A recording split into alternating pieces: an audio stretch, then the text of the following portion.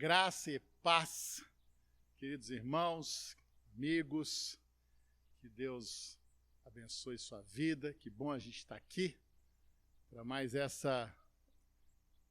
culto que nós vamos prestar ao Senhor e estamos felizes, estamos aqui gravando na igreja esta mensagem, nós já estamos aqui arrumando a igreja para agora, dia 6 de setembro, olha que bom, 6 de setembro, é dia de ceia. Então, nós estaremos voltando a nos reunir presencialmente.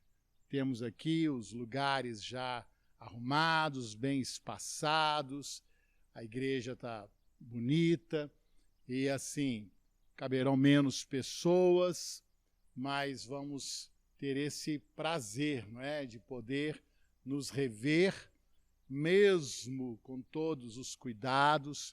Nós vamos estar fazendo as coisas bem direitinho, nós vamos estar ali com os diáconos na porta, com álcool, verificando se as pessoas estão com máscaras, então é para vir com máscara, vai haver o tapete para a pessoa pisar e desinfetar o pé, nós vamos higienizar a igreja, então tudo vai estar assim, em conformidade, afora o fato, estou falando isso aqui para você ficar bem seguro para vir ao culto, porque nós temos um lugar assim bem interessante, uma vez que nós temos climatizadores na nossa igreja que fazem uma injeção de ar novo dentro da igreja, de modo que nós temos aproximadamente 20 trocas de ar por hora na igreja. Sabe o que é isso? A cada 3 minutos, todo o ar da igreja ele é trocado, é injetado um ar novo, então assim, o ambiente fica bem assim, seguro, bem descontaminado, né? Então, assim, nós vamos voltar dia 6, marque aí para a ceia, mas também o culto vai estar sendo transmitido, não é? Começará às 18 horas. Vai ser um culto mais cedo, mas em função da ceia e no dia de ceia, ele vai ser das 18 até as 20.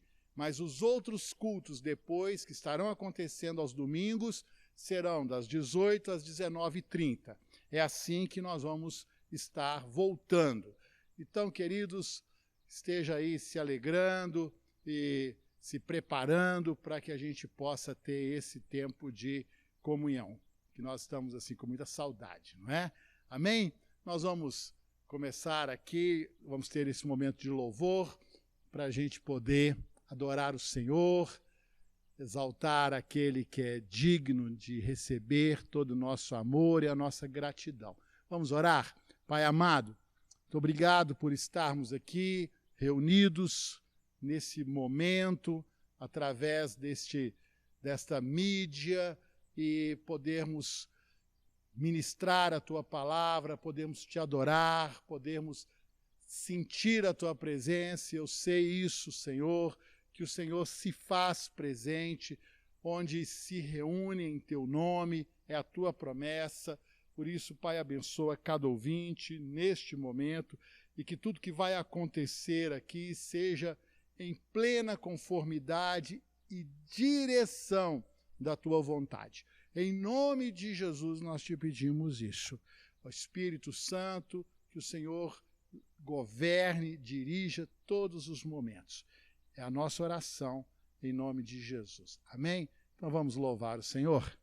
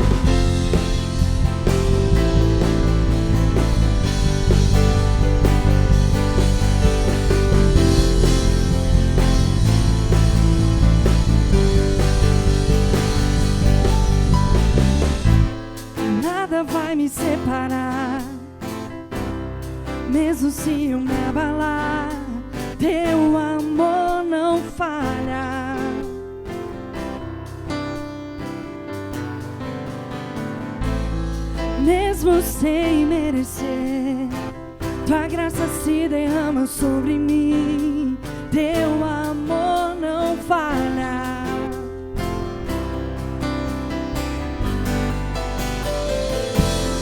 Tu és o mesmo pra sempre, teu amor não muda. Se o choro dura uma noite, a alegria vem pela manhã.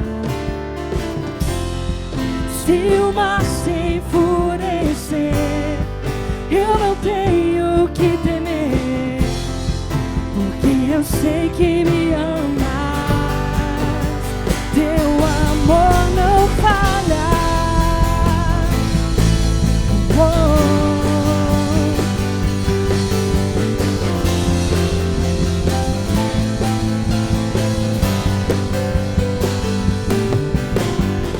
Se o vento é forte e profundo o mar, tua presença vem me amparar. Teu amor não falha.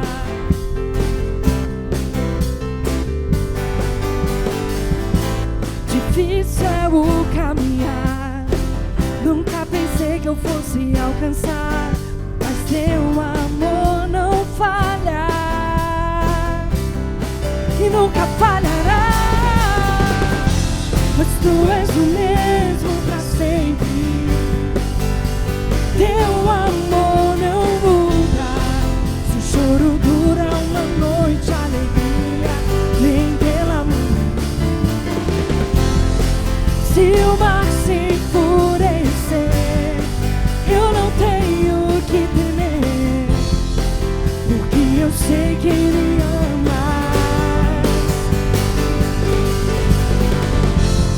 Tu és o mesmo pra sempre,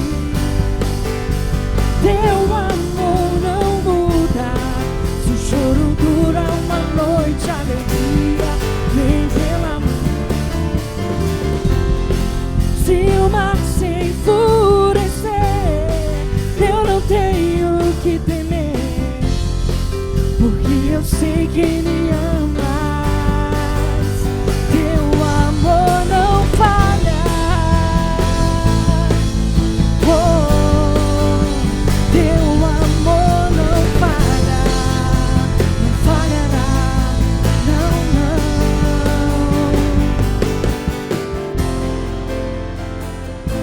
Oh, teu amor não falha e nunca falhará. Oh, declara aí no seu lugar: tu fazes que tudo coopere para o meu. Declare isso com fé. Tu fazes que tudo coopere para o meu bem. Fazes que tudo coopere para o meu bem. Tu fazes que tudo coopere para o meu bem. Sim, sim, tu fazes que tudo coopere para o meu bem. Tu fazes que tudo coopere para o meu bem. Tu és Senhor, tu és o mesmo pra sempre. Teu amor não muda. Se o choro dura uma noite, a alegria vem pela manhã. Se o mar se enfurecer, eu não tenho que temer, porque eu sei que me ama.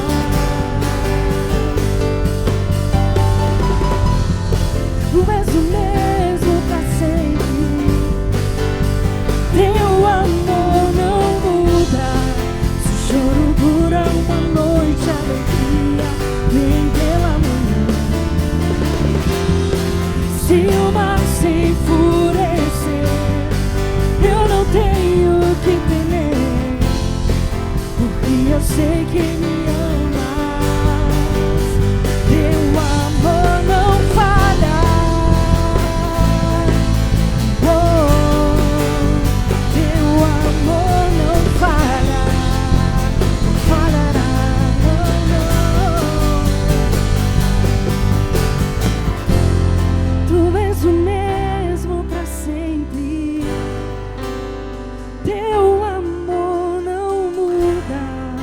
o choro dura uma noite, a alegria vem pela manhã. Nós cremos, Senhor. Se o mar se enfurecer, eu não tenho que temer, porque eu sei que me amas. Teu amor não falha.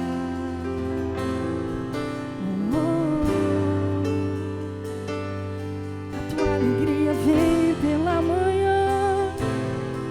O choro pode durar uma noite, e mesmo que as circunstâncias não mudem, a tua alegria, ela vem. Ela é suficiente, Senhor. Os que esperam em ti renovam suas forças.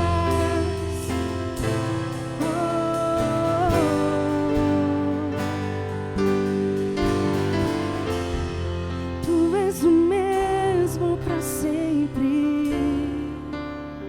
Teu amor não muda. Se o choro dura uma noite, a alegria vem pela manhã. Se o mar se enfurecer, eu não tenho que temer, porque eu sei que me amas. Teu amor não falha.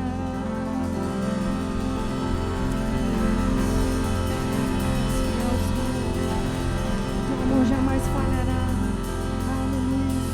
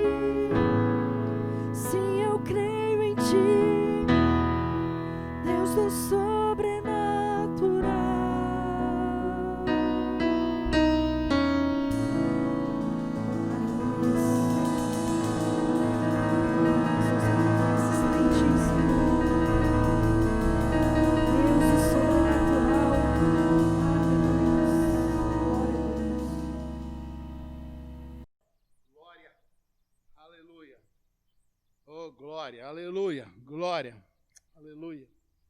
Glórias ao nome do Senhor. Aleluia, aleluia, glórias. Santo, santo, santo é o Senhor, santo. Glórias ao teu nome, Pai. Tu és digno de todo louvor e de toda adoração. Em nome de Jesus. Amém. Amém. Glória a Deus. Louvado seja o nome do Senhor. Amém. Vamos à palavra?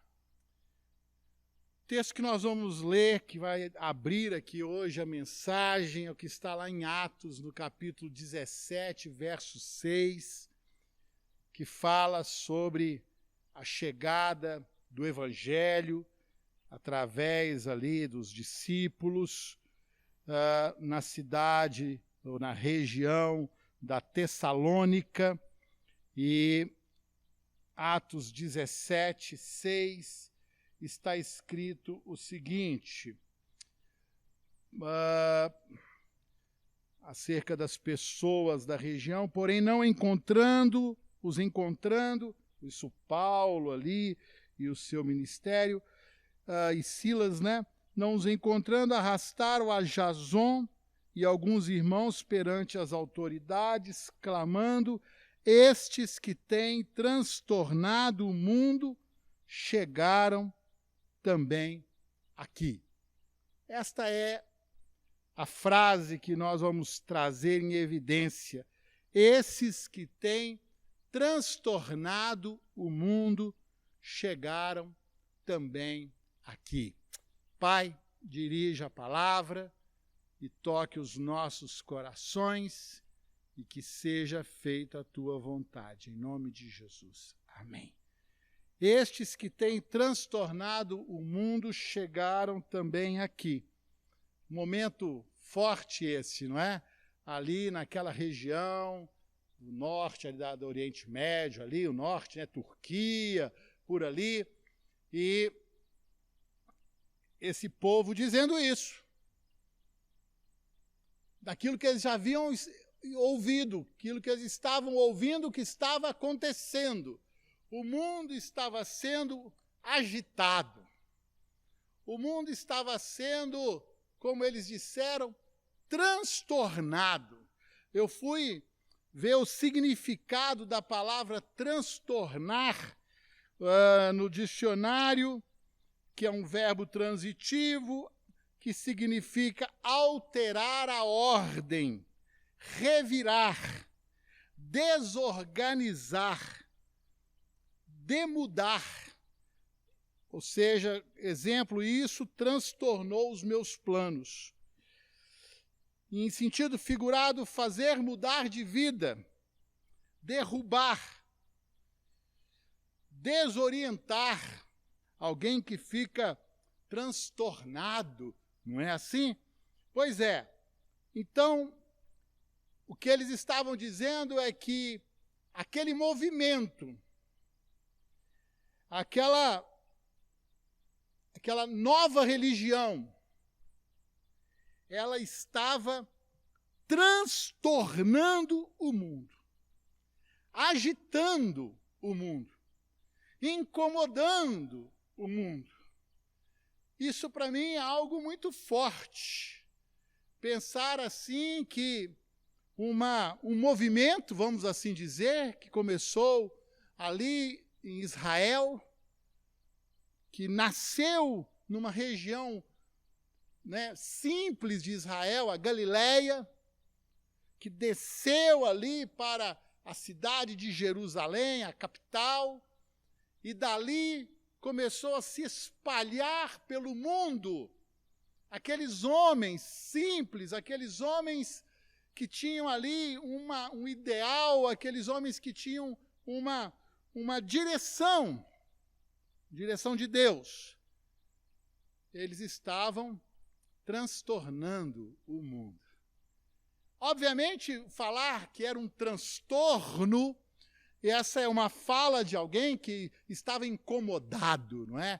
Que estava ali, que não estava gostando, porque a gente fala transtornar num sentido de algo negativo, não é? E obviamente, as pessoas não estavam gostando daquilo, de serem incomodadas, de serem, né, movidas ali da sua posição, do seu acomodamento. Nós ministramos na mensagem anterior a essa, que está aí no vídeo gravado, sobre deixar para alcançar, não é? Que dessa coisa, como é difícil as pessoas deixarem, como é difícil as pessoas mudarem. Ninguém quer mudar, mas algo estava acontecendo no mundo, o mundo estava mudando. Eles estavam lá com as religiões dele, a religião estabelecida, a cultura, e de repente começa a chegar um movimento, começam a chegar pessoas trazendo uma nova mensagem, uma nova ideia, um novo Deus, uma nova revelação. E mais do que isso, dizendo que aquele caminho, que aquela mensagem, aquele evangelho, a boa notícia, apontava para o único caminho, a única verdade, a única vida. E essa mensagem tinha um componente especial, porque ela era, então, potencializada pelo poder de Deus, que estava ligado, associado, porque a palavra de Deus diz que o Senhor, ele confirmava a palavra através de sinais, pessoas sendo curadas, mortos sendo ressuscitados, ou seja, pessoas sendo libertas, demônios sendo expulsos. Havia algo muito forte acontecendo, que não era apenas uma filosofia, mas que foi se arrastando por todo aquele mundo conhecido. De modo que disseram isso: estes que têm transtornado o mundo chegaram também aqui. E esses chegaram também aqui, ele tem um alcance muito relativo, não é? Porque o que se fala aqui, num sentido geográfico ali daquele mundo, mas um dia isso também chegou até você. Chegou até a mim, me alcançou. Eu também fui um dia alcançado por essa verdade. Um dia alguma coisa aconteceu na minha vida, onde eu estava ali vivendo a minha vidinha, fazendo as coisas que eu fazia, não é? A minha vida como ela era antes. E de repente me é apresentado um novo caminho. E que eu tenho que fazer uma escolha, tomar uma decisão. E essa decisão implicaria em uma mudança na minha vida. Com certeza foi um momento de grande agitação no meu coração. Grande agitação. Onde eu tinha que olhar ali para tudo que eu fazia, tudo que eu pensava e os planos que eu tinha. E eu tinha que tomar uma decisão. Uma decisão de abrir mão de tudo aquilo e me mover na direção do Senhor Jesus e aceitá-lo como meu Senhor e Salvador. E eu sabia que a partir daquele momento a minha vida nunca mais seria a mesma. Aleluia. Esse é o assunto. Essa mudança, essa realidade do cristianismo em nossas vidas, como esse dia, essa decisão é um separador de águas na nossa vida, onde existe um antes e um depois, e que não pode ser mais a mesma coisa. E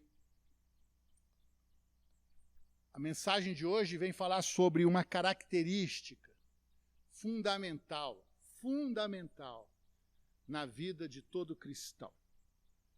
E essa característica, ela é o inconformismo. Você já ouviu essa palavra? Inconformismo. É uma característica fundamental na nossa vida.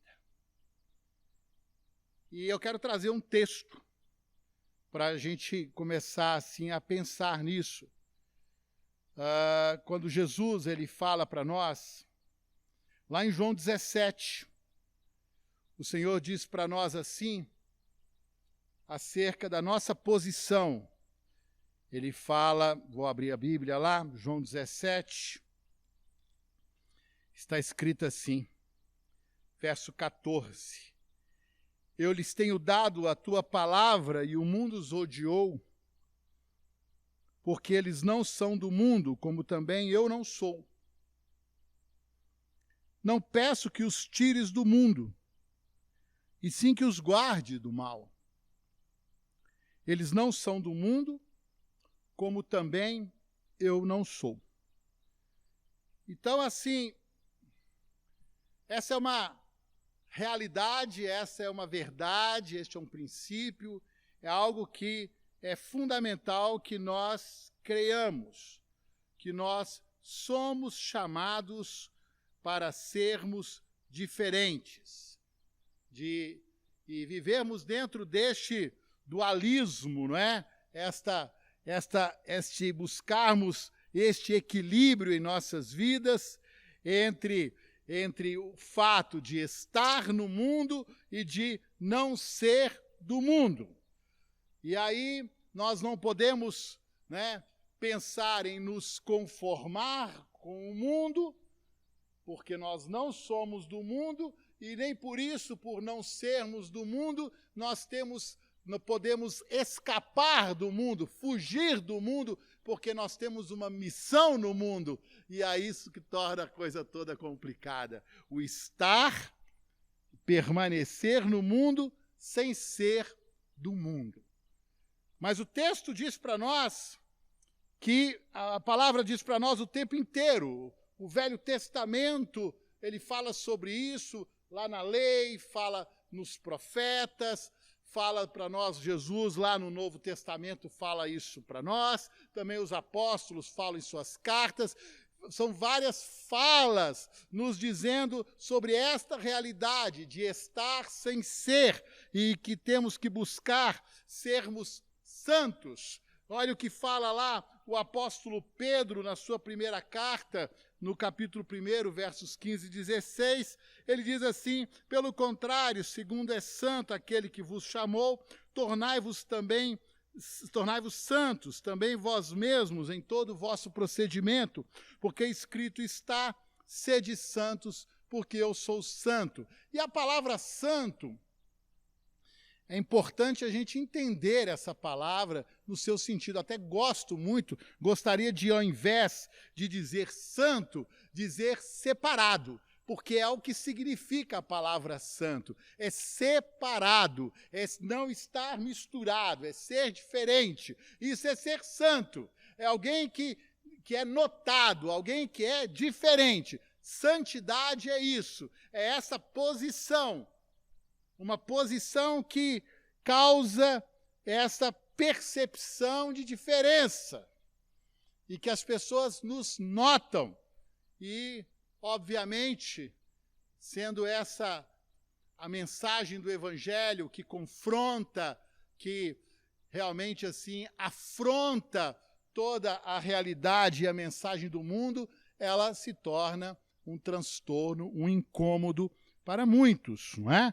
Então, assim, isso nos faz chegar ao texto do apóstolo Paulo também, lá em Romanos, no capítulo 12, no verso 1, quando o apóstolo diz para nós, Romanos 12, 1 e 2, diz assim: rogo-vos, pois, irmãos, pelas misericórdias de Deus, que apresenteis os vossos corpos por sacrifício vivo, santo e agradável a Deus, que é o vosso culto racional. E não vos conformeis com este século, mas transformai-vos pela renovação da vossa mente, para que experimenteis qual seja a boa, agradável e perfeita vontade de Deus. Então o apóstolo nos chama a esse inconformismo, a não nos conformarmos, não assumirmos a forma deste século, mas nos sermos transformados pela renovação da nossa mente, pela revelação de uma verdade, pelo um novo caminhar, pela obediência à vontade de Deus e experimentarmos, a partir dessa transformação da nossa mente, como é boa, perfeita e agradável a vontade de Deus. Jesus, lá no Sermão da Montanha, quando ele fala acerca daqueles religiosos, da hipocrisia, dos incrédulos, dos pagãos, ele fala assim lá em Mateus 6:8, não vos assemelheis, pois, a eles. Então nós somos convidados, somos chamados por Deus para um inconformismo a essa cultura estabelecida, essa cultura que nos cerca, e a desenvolver uma contracultura cristã e estar engajado no mundo sem nos comprometermos com o mundo. E nós temos aí alguns desafios muito fortes dentro dessa nossa caminhada. Eu quero trazer alguns dessas tendências do mundo hoje, contemporâneas, e às quais nós devemos resistir firmemente. A primeira delas que eu quero falar é sobre essa questão do pluralismo. O pluralismo afirma que todo ismo tem seu valor e merece nosso respeito. Portanto, ele rejeita as alegações cristãs de perfeição e singularidade e entende a tentativa de converter qualquer pessoa, que dirá todas, ao que julga ser simplesmente nossa opinião, ou seja, uma atitude de arrogância total. E esse é um dos nossos grandes desafios.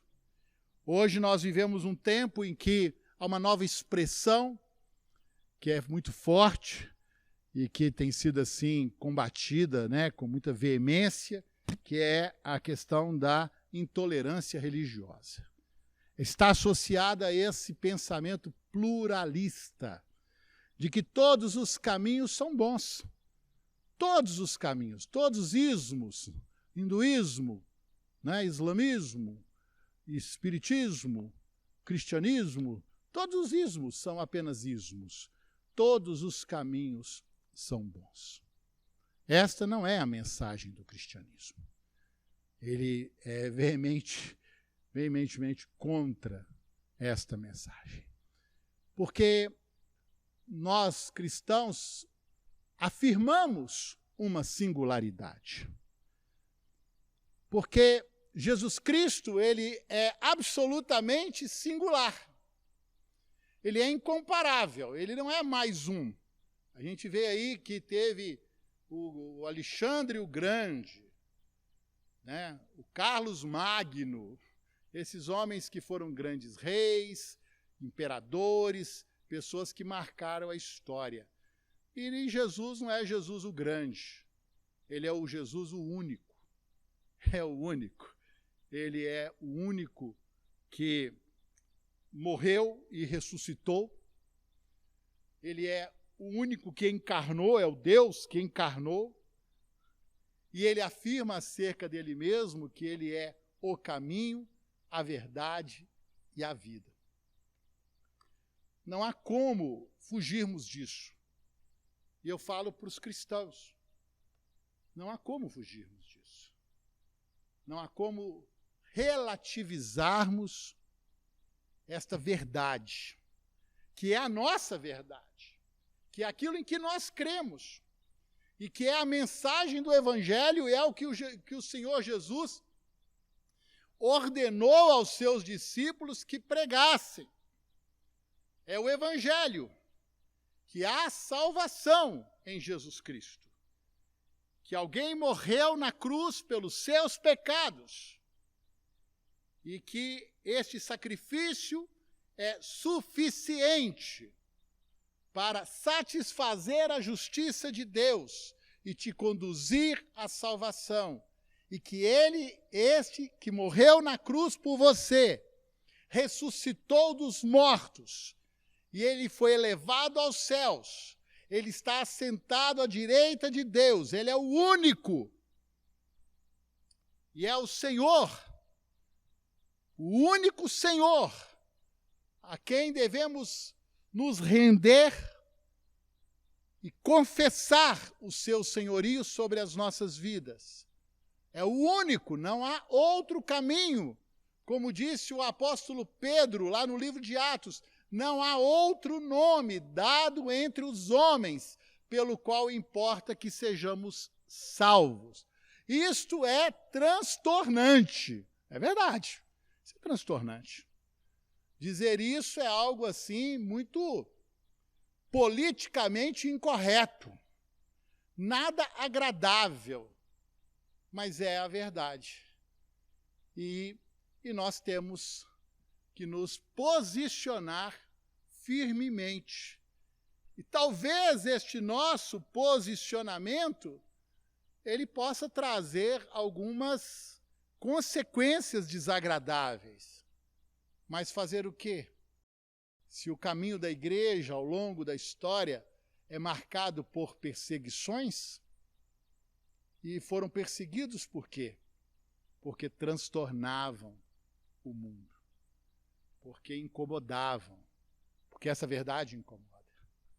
Não é? Jesus disse, entrai pela porta estreita, porque é o caminho estreito que leva à salvação, mas muitos querem entrar pela porta larga, que é esse pluralismo, não é? Que diz que todos os caminhos são bons e que ela não leva à salvação, leva à morte, à perdição. São muitos os que se perdem por ele. Com certeza, não é nada agradável essa fala. Não é boa de se ouvir. Mas é o que a palavra de Deus diz. É o que a Bíblia diz. É o que está escrito que o Senhor Jesus Cristo disse quando perguntaram a ele, né? E ele disse, eu sou o caminho, a verdade e a vida, e ninguém vem ao Pai senão por mim. Então, é uma verdade da qual nós não podemos fugir. Um outro desafio nosso em estar no mundo sem ser do mundo é o materialismo. É algo que é muito forte, que nós também não podemos nos conformar ao materialismo, que infelizmente é algo que está aí muito presente dentro da igreja. Não é?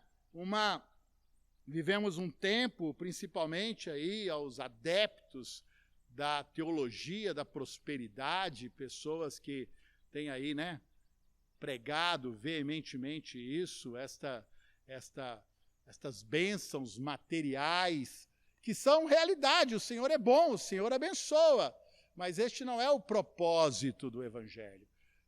O propósito do Evangelho, meu irmão, minha irmã, é o que está escrito lá em João 3,16. Está escrito lá que Deus amou o mundo de tal maneira que deu o seu Filho unigênito para que todo aquele que nele crê não pereça, mas tenha a vida eterna. Este é o propósito do Evangelho, é livrar o homem da condenação eterna e conduzi-lo à vida eterna. Este é o propósito do Evangelho.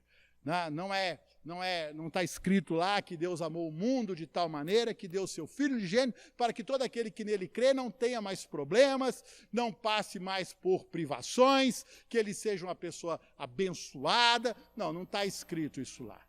É para que não pereça, mas tenha a vida eterna. Nós devemos tomar muito cuidado com o materialismo. E o apóstolo Paulo, ele fala algumas coisas para nós sobre isso. Ele fala lá em Filipenses, no capítulo 4, versos 11 a 13, sobre como ele aprendeu a estar contente em toda situação. E ele acrescenta isso lá em 1 Timóteo 6,6, que é grande fonte de lucro a piedade com o contentamento. E continua dizendo assim, que nada temos trazido para o mundo e nem coisa alguma podemos levar dele. E ele estava ali meio que repetindo o que Jó disse, não é? Quando ele fala lá no capítulo 1, verso 21, nu saí do ventre da minha mãe e nu voltarei. Que quer dizer, então, que a vida na terra é uma breve peregrinação entre dois momentos de nudez. Que eu nu vim, nu vou sair. Então, assim, louvado seja o nome do Senhor. E o Senhor Jesus falou sobre isso também, lá em Mateus 13, na parábola do semeador, quando ele fala sobre a semente que caiu entre os espinhos, que é o que ouve a palavra, porém os cuidados do mundo e a fascinação das riquezas sufocam a palavra e ela fica infrutífera. De modo que este caminho do materialismo, ele é algo muito forte e que nós temos que tomar muito cuidado com ele, dentro desse desafio de nós não nos conformarmos com este século. É algo do qual também temos que nos inconformar, sermos inconformados.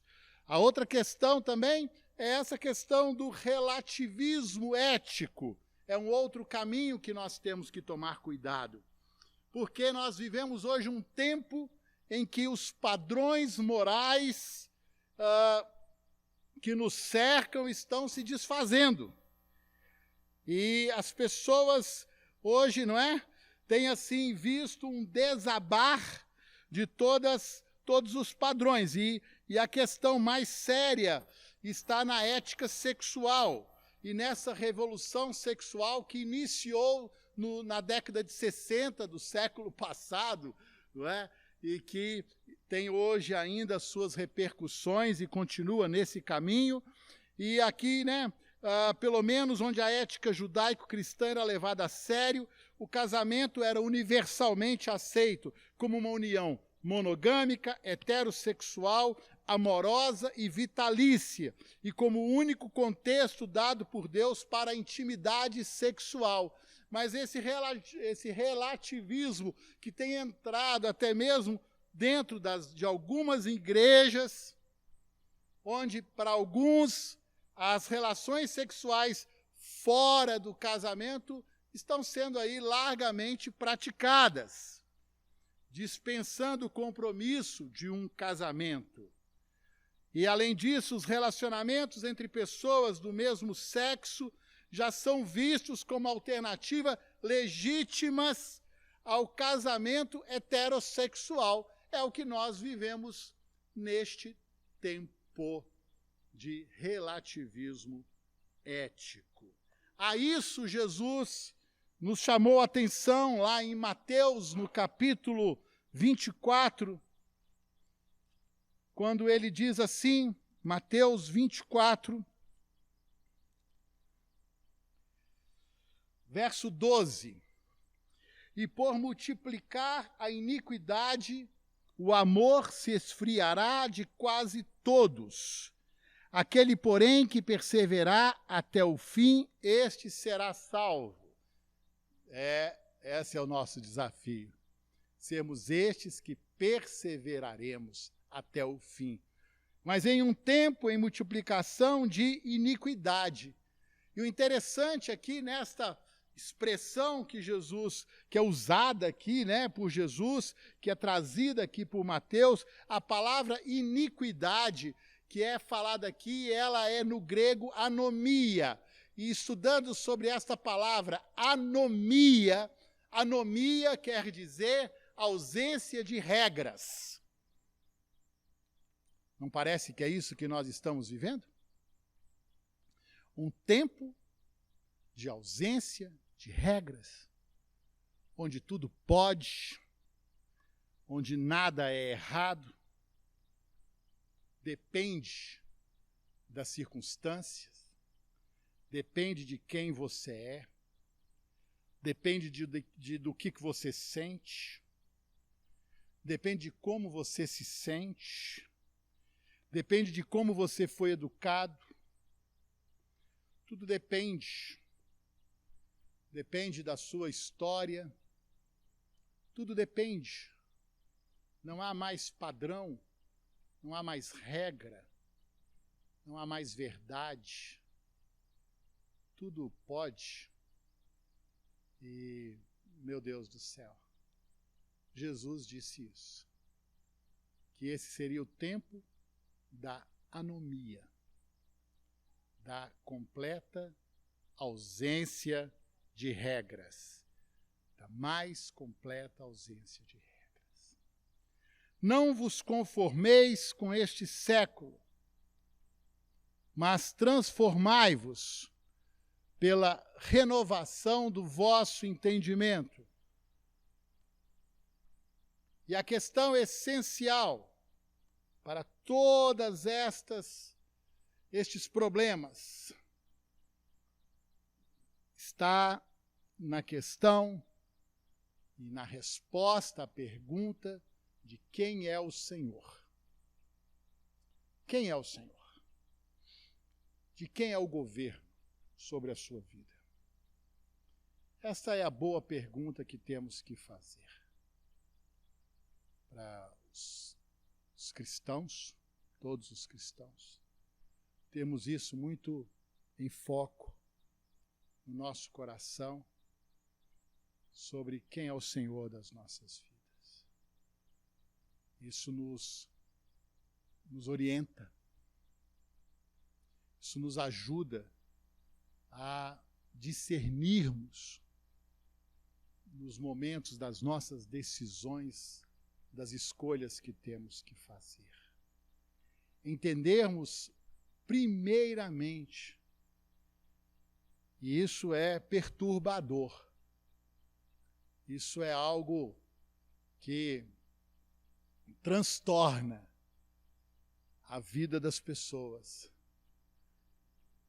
que nós um dia abrimos mão do direito da nossa vida, entregando a nossa vida ao Senhor Jesus Cristo. E que a partir deste momento, Ele tem o direito exclusivo sobre o nosso caminho, sobre os nossos planos, sobre os nossos bens, sobre tudo o que somos e tudo o que temos. E é a isso que temos que nos conformar. Não ao mundo, mas ao reino do Senhor Jesus Cristo. E quando nós entendermos isso, pela plena revelação da palavra de Deus, vamos ver cumprido em nós o que Paulo diz lá em Romanos 12, para que possamos experimentar como é boa, perfeita e agradável a vontade de Deus. E que Deus nos ajude. Que Deus nos ajude a permanecermos no mundo sem sermos do mundo. E que Deus nos ajude a sermos ainda agentes de transformação. Dizer isso parece estranho, mas que possamos ser estas pessoas que ainda transtornam o mundo, que o nosso viver, que o nosso testemunho, que a verdade do Senhor possa ser sempre um meio de confrontação a toda mentira, engano e perdição que estão propostas pelo caminho do mundo. Que Deus nos abençoe a permanecermos firmes, como está escrito, que aquele que perseverar até o fim, esse será salvo. Que o Senhor nos abençoe. Pai amado, em nome de Jesus, eu sei que as palavras foram fortes, mas eu te peço graça sobre o seu povo, para que permaneçamos fiéis à tua palavra, ao teu caminho. Em nome de Jesus, que possamos, ó Deus, estar inconformados com este século e estarmos dispostos, prontos a toda transformação que o Senhor quer imprimir em nossas vidas, para experimentarmos a tua boa, perfeita e agradável vontade. Mas como o apóstolo Paulo disse no verso 1 de Romanos 12, para isso precisamos apresentar os nossos corpos como sacrifício vivo, santo e agradável ao Senhor, como forma de culto, como desejo de serviço e glorificação do teu santo nome. Em nome de Jesus. Amém. Que Deus te abençoe, querido. Em nome de Jesus. Amém? Então, como nós dissemos, dia 6 de setembro, estaremos aí voltando para a nossa reunião presencial. Domingo, às 18 horas, ceia. Se você não puder vir, a ceia será transmitida ao vivo. Somente a ceia, os dias de ceia serão transmitidos ao vivo. Amém? Que Deus te abençoe. Olha aí os dizeres do rodapé, falando sobre a conta da igreja, para onde você pode entregar os seus dízimos e ofertas, e também passe esse link para frente, para que outras pessoas sejam abençoadas por esta palavra, em nome de Jesus.